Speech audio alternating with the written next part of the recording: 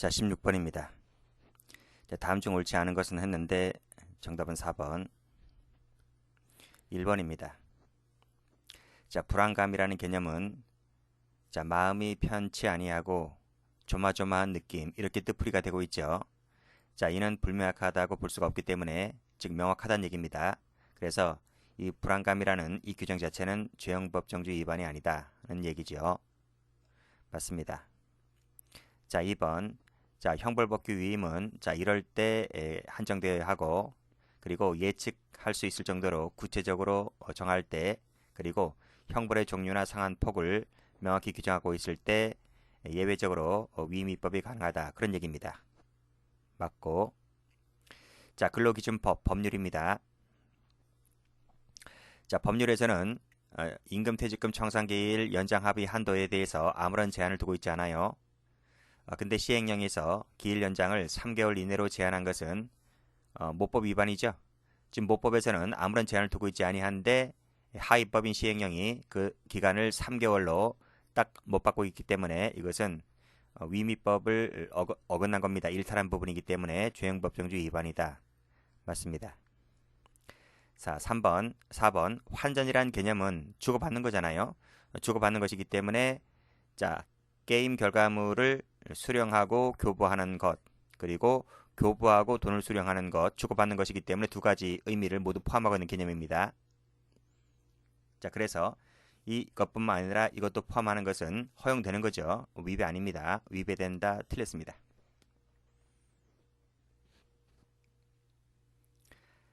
자, 17번. 옳지 않은 것은 했는데 1번입니다. 자, 우리 강론책 사기죄 파트 가면 부당이득죄가 나오는데 부당이득죄에서 현저하게 부당한 이익이라는 문구가 나와요. 자, 이 문구는 명확성 원칙에 반하지 않습니다. 반하지 않기 때문에 지금도 이 조항은 살아있는 거죠. 자, 2번입니다. 역시 강론책 가면 통화죄가 나오는데 거기서 통용이란 개념이 나옵니다. 통용이란 말의 의미는 강제 통용력을 가지는 것을 말하죠. 자, 강제 통용을 가진다는 이 말 속에는 밑에 강제 통용력을 갖지 아니하지만 일반인이 봤을 때 일반인 관점에서 봤을 때 통용할 것이라고 오인할 가능성이 있는 것 이것도 통용일까? 아닙니다. 분명 지금 보았듯이 통용이라는 개념 자체는 뭐다? 강제 통용력, 즉 통용이라는 말의 의미는 강제 통용력을 가지는 걸 말합니다. 근데 지금 밑에가 뭐라 그랬어요? 강제 통용력이 없지만 일반인 관점에서 통용될 것이라고 오인 가능성이 있는 것이 통용인가요? 통용이란 말이 그러면 1번 이것도 되고 2번도 이런 두 가지 의미를 다 갖고 있는 건가요? 그건 아니죠. 통용이란 말의 의미는 오로지 강제 통용력밖에 없는 거죠. 그래서 2번은 포함되지 않습니다. 만약 이것까지 통용이라고 포함시킨다고 한다면 그야말로 통용이란 개념의 의미를 유추 해석, 확장 해석하고 있는 것이기 때문에 이건 죄형법정주 위반이다 이렇게 보는 겁니다. 그래서 위배된다 맞는 거죠. 자, 3번 위임입법은 예외적으로 허용된다 했는데 긴급한 필요가 있거나 부득이한 사정이 있거나 할 때 구정요건에서는 이렇게 하고 형벌에서는 이렇게 할 때 그걸 전제로 했을 때 위임법이 허용된다는 얘기입니다. 맞습니다. 자, 4번 자, 또 나왔네요. 사회봉사 명령은 여가시간을 박탈하는 부분이기 때문에 형벌과 아주 유사하다. 그래서 행위집법 즉 구법을 적용함이 타당하다고 보았습니다.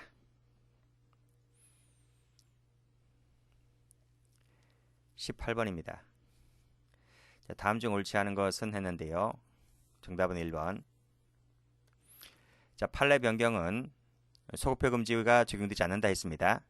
그래서 행위 당시 판례에 따르면 처벌되지 아니했던 것을 판례 변경에 따라서 처벌한다 하더라도 이것은 형벌 불적 원칙에 반하지 않는 거죠. 틀렸습니다. 자, 2번 신설이나 가정하는 형벌 법규는 시행된 이후에 대해서만 적용되어야 하는 것이죠. 그것이 바로 소급표 금지 원칙인 겁니다. 그래서 이 소급표는 형벌이든 자유형이든 벌금이든 간에 묻지 않습니다. 자, 명확성 원칙은 일반인, 즉 사물 변별 능력을 갖춘 일반인 관점에서 봤을 때 판단하는 겁니다. 그래서 일반인이 봤을 때 행위 유형을 정형화하거나 한정할 합리적 해석 기준을 찾을 수가 있다 했네요. 찾을 수가 있다면 그것은 명확성 원칙에 반하지 않는다. 맞습니다. 반대해서 가면 합리적 해석 기준을 찾을 수가 없다면 반하겠죠. 누가 판단한다? 명확한지 아닌지는 일반인 관점에서, 즉 변별 능력을 갖춘 일반인 관점에서 판단한다는 얘기입니다. 자, 4번도 풀었는데요. 각종 조각 사유, 첫 추적권, 면제 사유, 그쵸? 이런 것은 피고인에게 유리한 것인데 유리한 것을 제한적으로 좁게 해석하면 그만큼 가벌성의 범위가 확대되는 것이기 때문에 그만큼 행위적에 불리하다는 것입니다. 이런 해석은 유추 해석에 반한다라고 볼 수가 있겠죠. 19번입니다. 다음 중 옳지 않은 것은 정답은 2번. 1번입니다. 한의사죠. 한의사가 면허된 것 외의 의료행위에 해당하는지에 관한 새로운 판단 기준에 따르면 한의사가 초음파 진단기기를 사용하여 환자 신체 내부를 촬영하여 화면에 나타난 모습을 보고 이를 한의학적 진단인 보조수단으로서 사용하는 것은 면허된 것 외의 의료행위에 해당할까 아닐까? 이거 해당하지 않는다고 보네요. 잘 가만히 보세요. 한의사가 이거 빼고 초음파 진단기기를 사용하여 신체 내부를 촬영해서 화면에 나타난 모습을 보고, 이거는 일반 병원, 즉 양의사가 하는 거 아닌가요?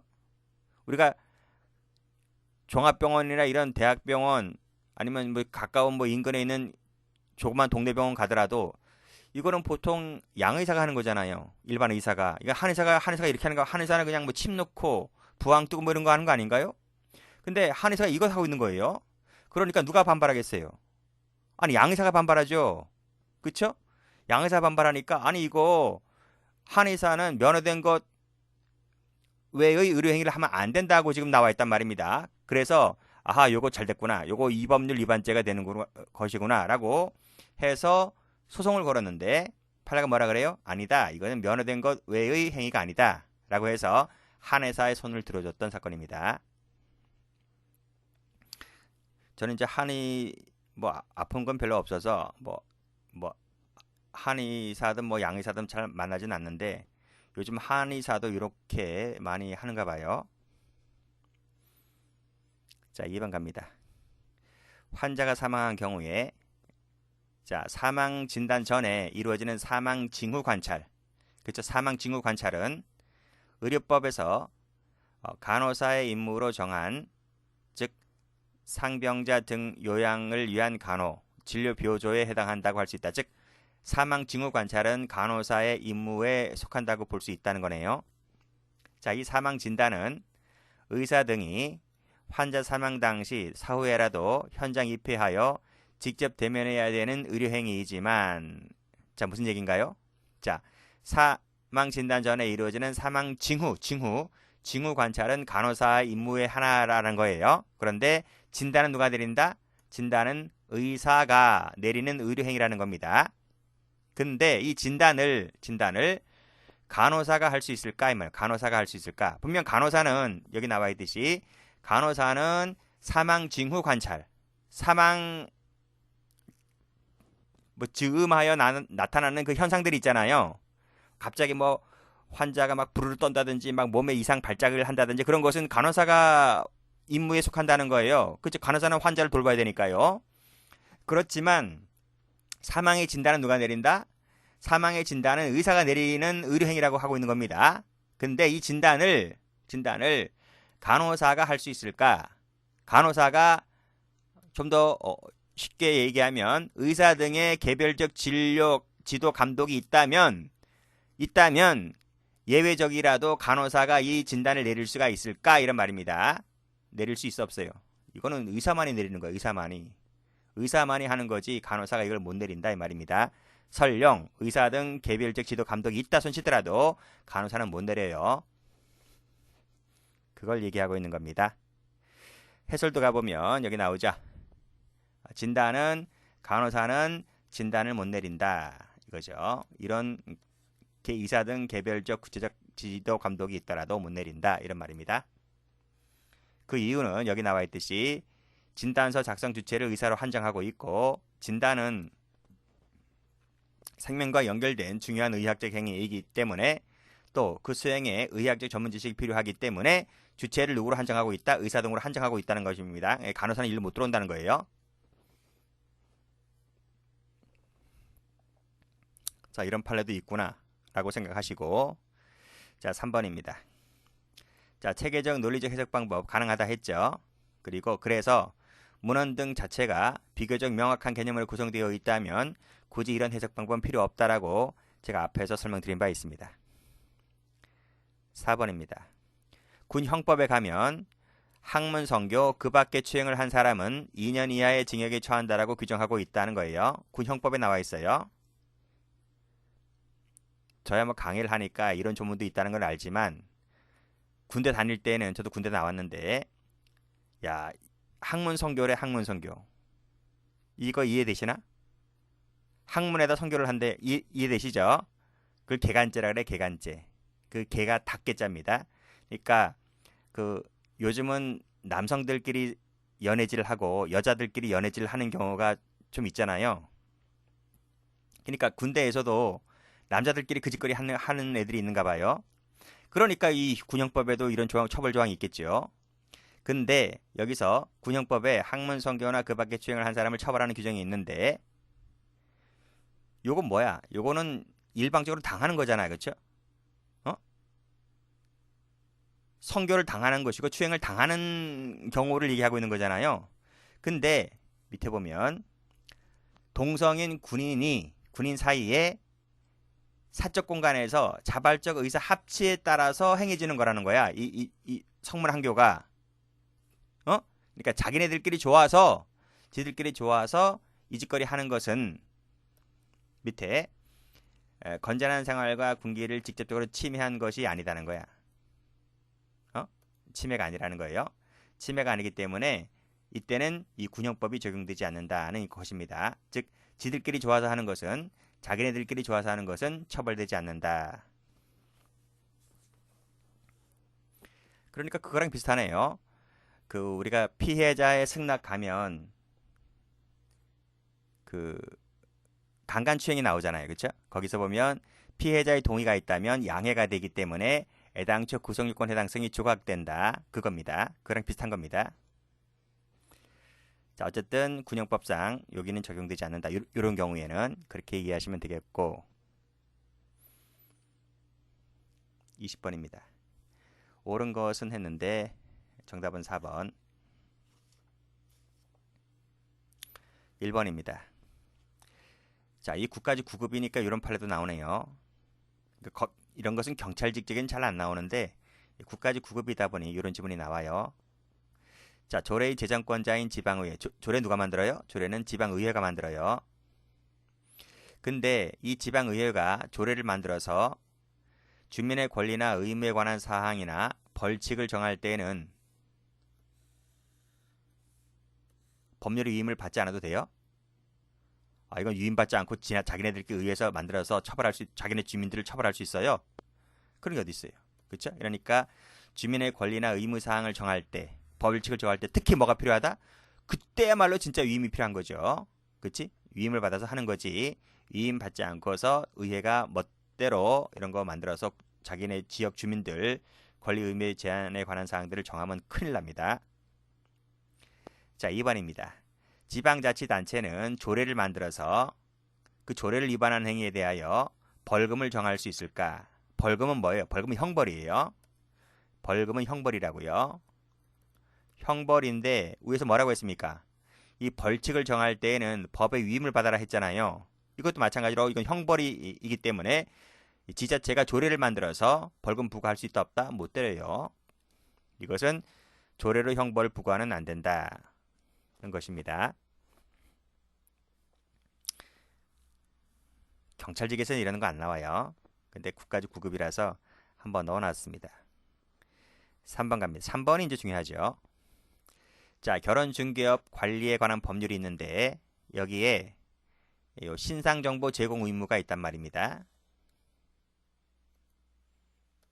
신상정보 제공 의무가 있는데 이건 뭐냐면 신상정보를 제공해야 할 의무. 결혼중개업자들이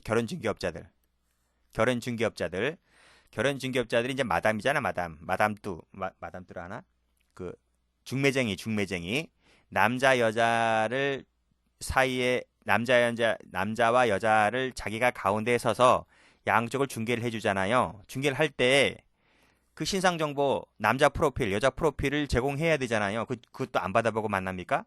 그런 사람 없잖아요. 그러니까 남자 키는 몇 센치이고 직장은 뭐고 뭐 등등 뭐 이런 것을 제공할 의무는 우리가 맞선을 보기 전에 제공합니까? 맞선을 본 후에 제공합니까?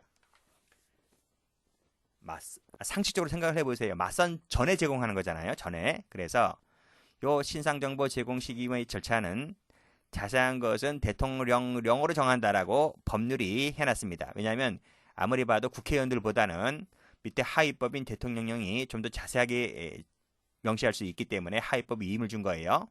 자, 근데 그 시행령이 그 만남 이전에 여기 나오네. 만남 이전에 신상정보 제공할 의무를 부과하고 있다면 이게 일탈인가? 일탈은 아니지. 이건 당연한 건 상식 아닌가요? 만남 이후에 줄까? 그렇잖아요. 그러니까 만남 이전이라고 이렇게 따옴표 되어 있잖아요. 따옴표 되어 있다는 말은 이 법조문의 구성요건 요소가 됐다는 말입니다. 그래서 이 시행령이 이렇게 적시한 것은 모법의 위임 범위 한계를 일탈하지는 않았다는 것입니다.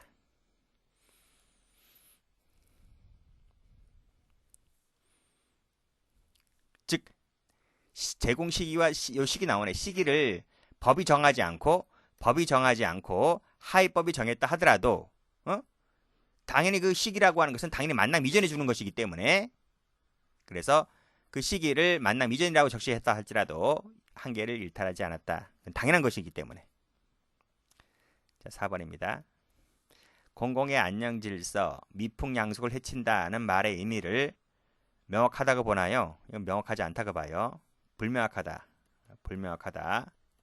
그래서 이런 개념들은 애매모호하고 판단하는 사람들 기준 잣대마다 다르기 때문에 애매모호한 개념이기 때문에 포괄 이의 미법 금지 원칙, 즉 좀 더 자세히 들어가면 명확성 원칙에 위반된다 이런 말입니다.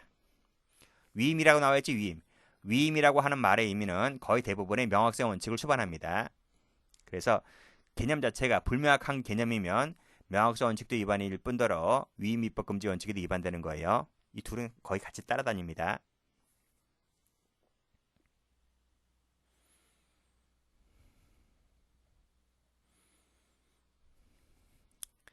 21번입니다. 옳지 않은 것은 모두 몇 개인가? 답은 2번입니다. 자, 이거 풀었죠. 가상자산 비트코인 풀었습니다.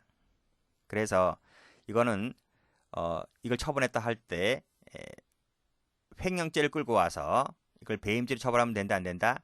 처벌하는 명문 규정이 없다고요. 만약에 이걸 처벌하게 되면 죄형법정지 위반이라는 것입니다. 동그라미. 자, 2번. 증거 자체에는 아무런 허위가 없다면 그야말로 증거 위조가 아니지. 그쵸? 증거 위조라고 볼 수 없다는 겁니다. 허위가 없기 때문에. 따라서 이걸 만약에 증거 위조라고 처벌하면 그게 증거 위조죄가 155조 1항이거든요. 이게 증거 위조죄인데 그 증거 위조죄가 규정하고 있는 증거의 의미를 확장 해석하는 거다. 이건 증거 위조가 아닌데 이걸 증거 위조라고 한다는 것 자체가 확장 해석하는 것이기 때문에 이것은 죄형법정지 원칙상 허용되지 않는다는 얘기입니다. 틀렸습니다. 이건 증거 위조가 안 돼요. 이거 증거 위조 처벌하면 유치해석 금지 원칙에 위반되는 거예요. 자, 법정에서 소동을 피우면 법정소동죄라고 처벌 조항이 있습니다. 형법에. 근데 법정이라 했잖아요. 법정. 이 법정은 일반 법정뿐만 아니라 헌법재판소까지 포함됩니다. 그래서 헌법재판소에서 소동을 피우면 법정소동죄를 처벌할 수 있는 거예요. 그렇게 해석하더라도 불리한 확장해석 유치해석이 아니다. 이런 얘기입니다. 동그라미. 자, 리을은 많이 봤을 거예요. 뭐 형소법에도 많이 나오는 판례니까.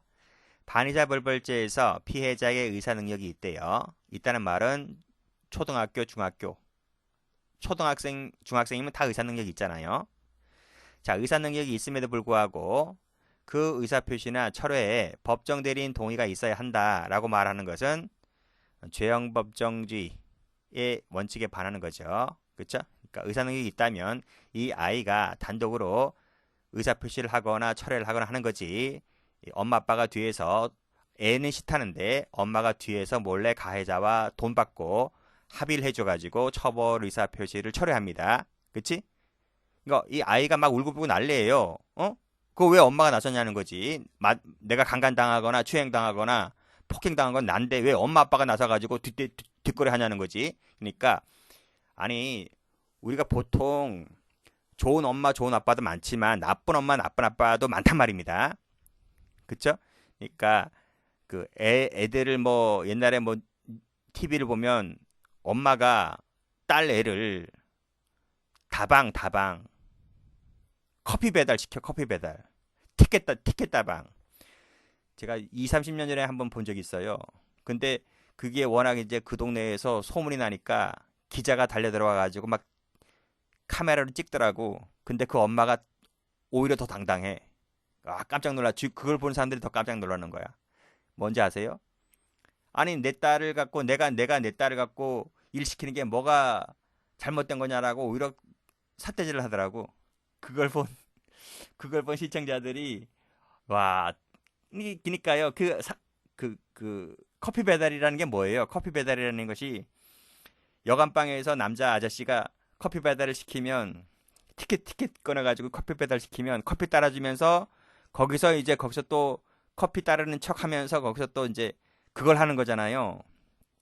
그게 그 성매매잖아요, 성매매.